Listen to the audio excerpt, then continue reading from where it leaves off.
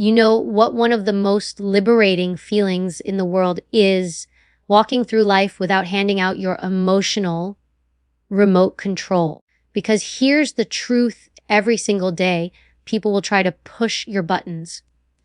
Some will do it intentionally because they want to provoke you. Others, they won't even know they're doing it. But if you let every word, every tone, every glance get under your skin, you're not living your life, you're living their life. So how do you become unbotherable? Step 1, stop giving free rent in your mind. When someone says something rude or tries to offend you, ask yourself, do they deserve space in my head? Most of the time, the answer is no. You don't owe them an emotional reaction. You can look them right in the eye, smile, and give them nothing. Because nothing confuses and disarms people more than calmness they can't shake. Step 2, understand the difference between a fact and an opinion. If I call you a tree, are you suddenly going to sprout leaves? No. So why do we let labels or insults define us? People's opinions are not reality. They're just noise. If you know who you are, what they say won't stick. It bounces right off. Step 3, train your emotional endurance. You don't get stronger by avoiding resistance. You get stronger by facing it. That means deliberately putting yourself in situations that challenge your patience, your self-control, your focus. Handle the little irritations now, so when a big one comes along, it doesn't even scratch you. Step 4, master your silence. Not every situation needs your words. Sometimes the most powerful thing you can do is nothing at all. Silence is not weakness, it's strategy. You keep your power because you didn't give them a map to your emotions. Here's the thing: people can't bother you without your permission. They can try, but you hold the final vote. When you decide, I will not be moved, it's like locking a door they can't open. And when you stop being bothered, you stop reacting. When you stop reacting, you start living on your own terms. That's real freedom. So from this moment forward, no more emotional giveaways, no more handing out your piece like free samples at the supermarket. Your mind is your territory. Guard it, protect it, and never, ever let anyone walk in without your permission. When you allow someone to occupy space in your mind, you're essentially granting them the power to influence your emotions, decisions, and even your sense of self. Most of the time, they haven't earned that privilege. Yet, so many of us give it away without realizing it. You replay their words, their expression over and over in your head, letting it shape how you feel for minutes, hours, sometimes even days. It's like leaving your front door wide open for a stranger to walk in, rearrange your furniture, and criticize your taste. You wouldn't let that happen in your home, so why let it happen in your mind? When you stop giving free rent in your mind, you stop feeding thoughts that don't serve you. Think of your mental space like prime real estate. You get to decide who lives there, who visits, and who doesn't even get past the gate. Every time you dwell on someone's insult, you're signing a lease agreement with them. They might not even be thinking about you anymore, but here you are setting up their furniture, paying their utilities, and decorating the place for them. You're working for them without pay. That's how much power we give away when we obsess over someone else's behavior. People are going to say things that are rude, hurtful, or dismissive. That's part of life. You cannot control that. What you can control is whether those words take root in your mind. When you allow them in, you start watering them with your attention. You feed them with your emotions. And just like any plant, they grow. Soon, what started as a single comment becomes a weed that chokes out your peace. The moment you recognize you've been giving away your mental real estate is the moment you can reclaim it. You shut the door, you pull the weeds, you refuse to water them again. The first step is awareness. Most people don't even realize how much mental space they give away. They wake up, scroll through their phone, see a comment they don't like, and that's it. The day is hijacked. They think about it in the shower, in the car, at lunch.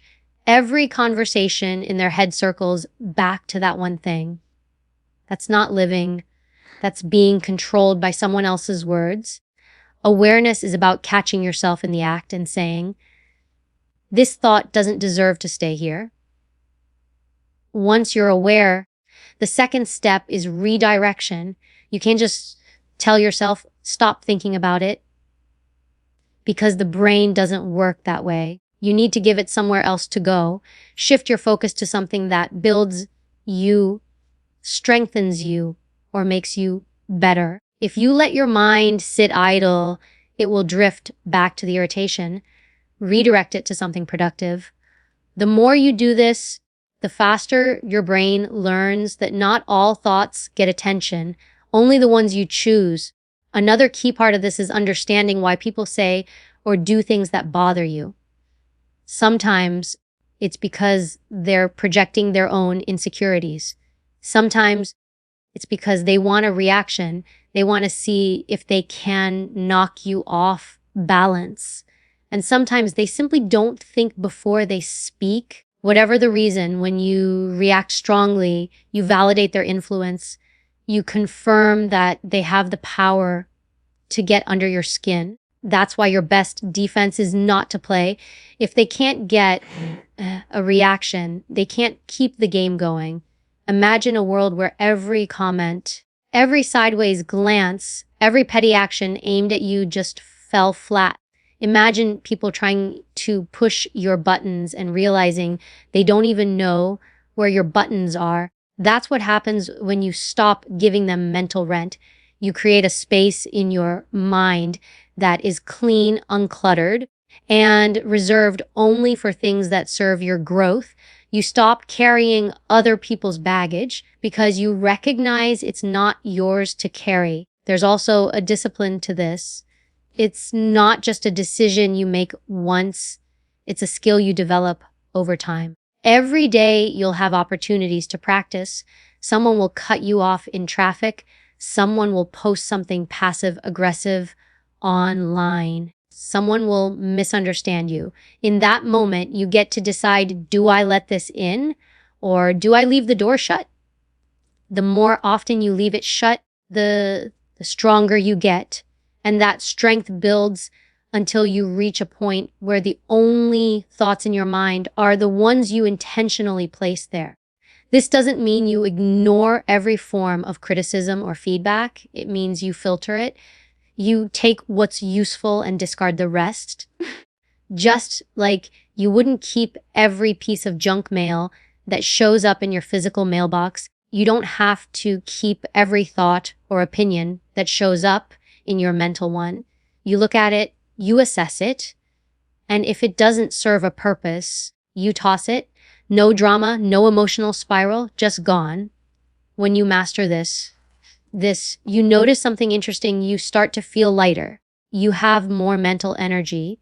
You're not as quick to anger or frustration. And people notice. They start to wonder why they can't get a rise out of you anymore. That's because you've changed the rules. You've stopped renting out your peace. The truth is, your mind is the most valuable property you own. Protecting it should be your top priority. Every time you let someone else's words or actions live there rent-free, you're giving away the very thing you need most. Your clarity, your focus, your emotional stability. That's too high a price to pay for something that adds no value to your life. When you take back control of that space, everything changes. The noise gets quieter. The distractions fade. You stop being reactive and start being intentional. And it all begins one simple choice. Not everyone gets to live in your head. Most people move through life letting other people's words dictate how they see themselves. They hear an insult, a label, or a careless comment, and they treat it like a mirror reflecting the truth. But here's the reality: words are not reality. There's a difference between a fact and an opinion. And if you can master that difference, you become almost untouchable. A fact is something that is true no matter what anyone thinks. An opinion is a reflection of someone's perception, bias, or emotional state. If someone says you're 5 feet tall and you're actually 6 feet, that's not a personal attack. It's just wrong. It's the same with any label or judgment. If it's not based on truth, why accept it? The trouble is, our minds are wired to respond to social feedback. From an early age, we learn to seek approval and avoid disapproval. That's why criticism feels so personal, even when it's baseless.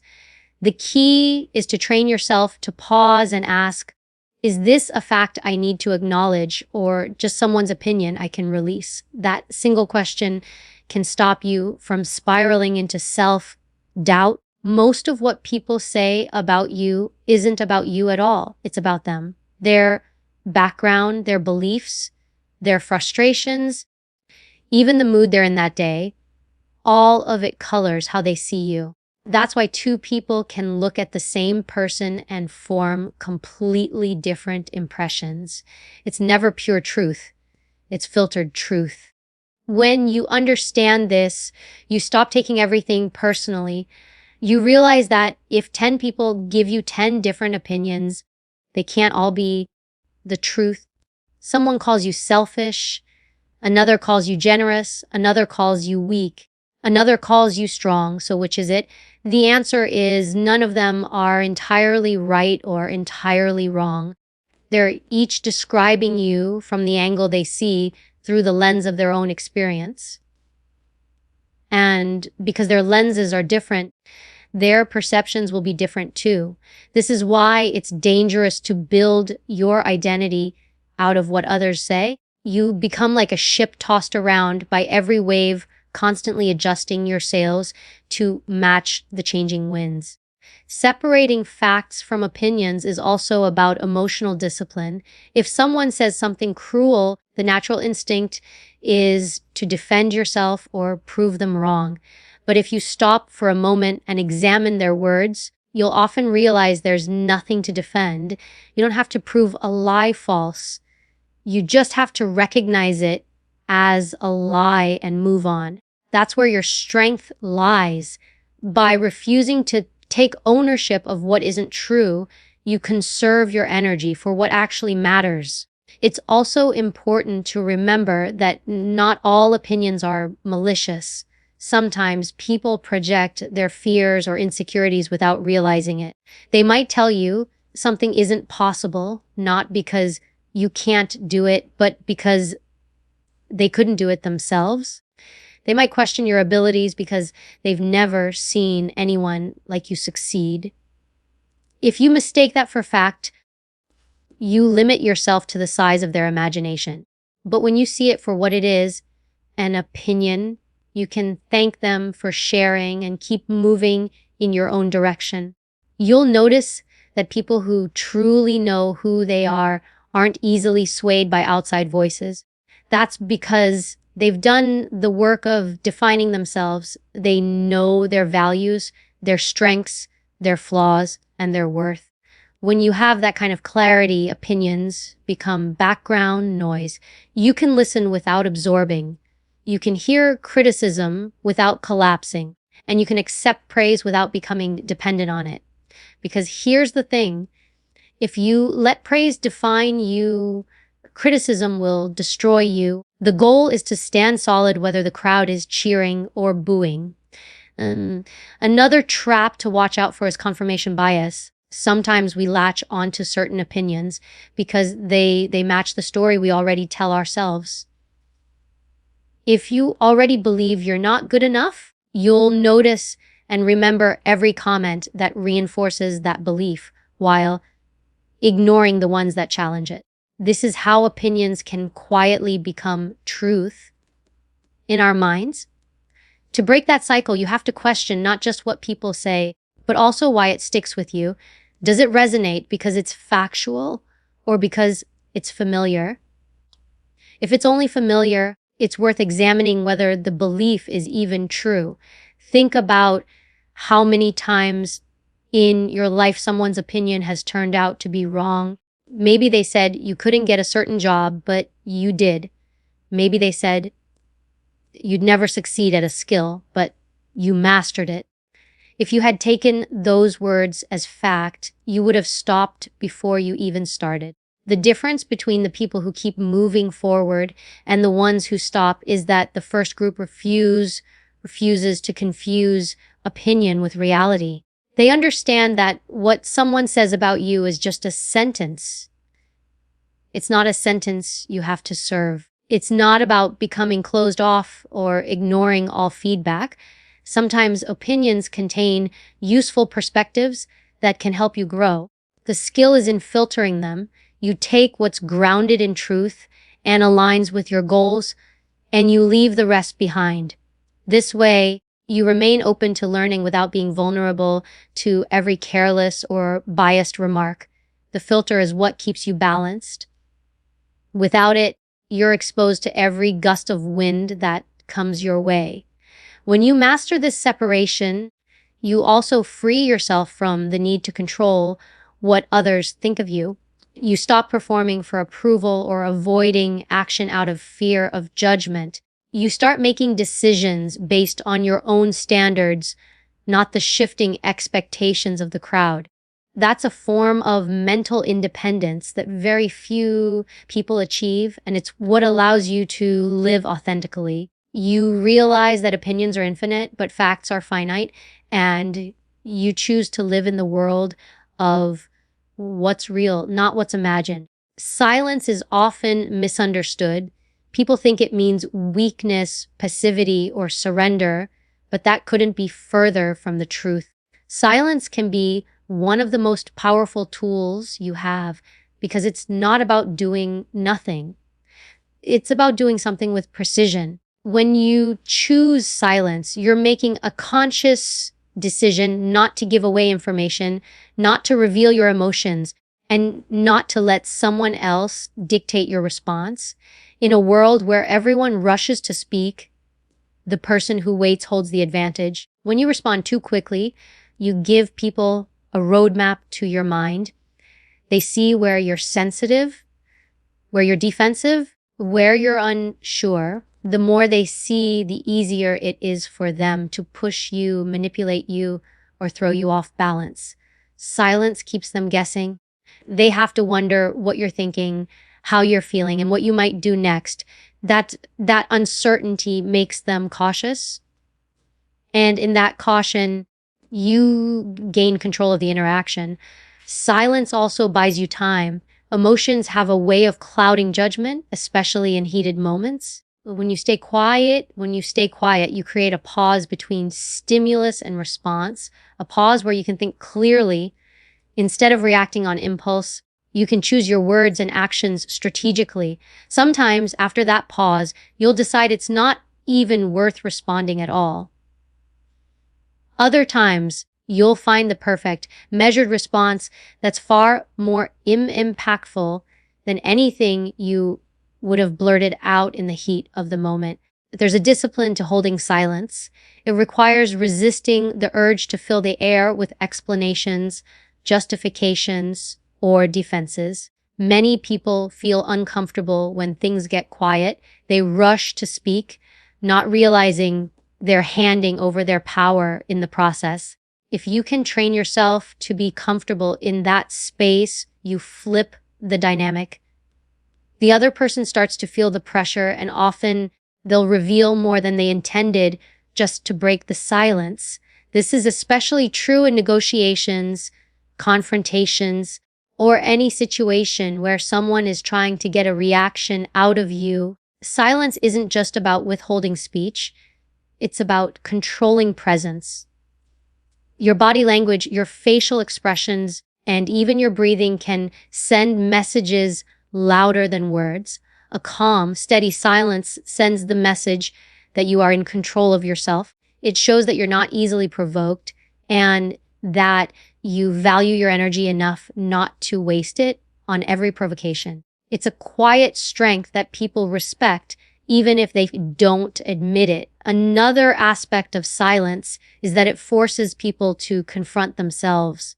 When you stop engaging in unnecessary arguments or petty back and forths, the other person is left with their own thoughts and behavior. Without your energy feeding the fire, they have nothing to push against. They may start to reflect, or they may just move on in search of someone else who will give them the reaction they want. Either way, you've protected your peace without lifting a finger. Silence can also be a way of keeping your plans and progress safe.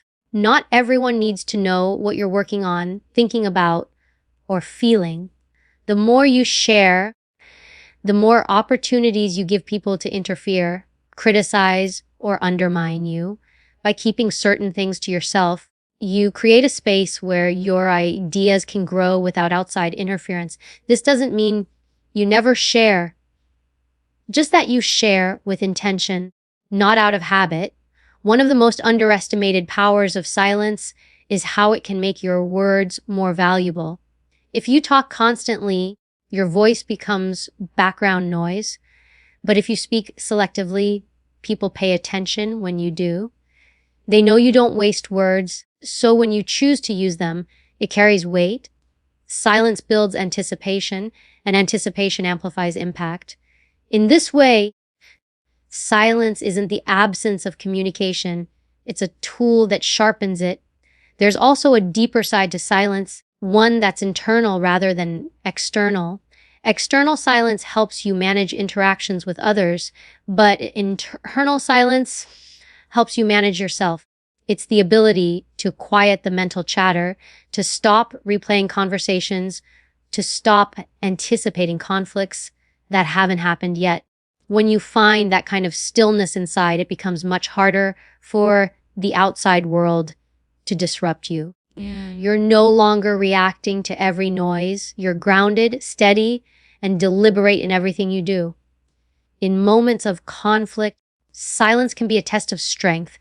When someone insults you, provokes you, or tries to bait you into an argument, your instinct might be to fire back immediately.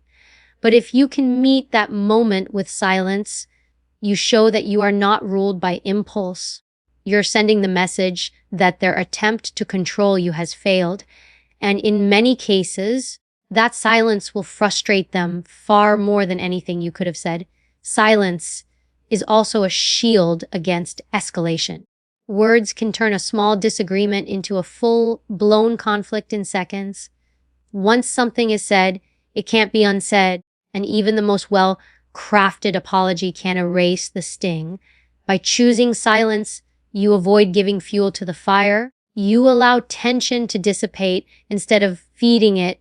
In this way, silence can prevent damage before it happens. There's a misconception that silence means acceptance, that if you don't speak up, you're letting something slide. But silence doesn't have to mean agreement.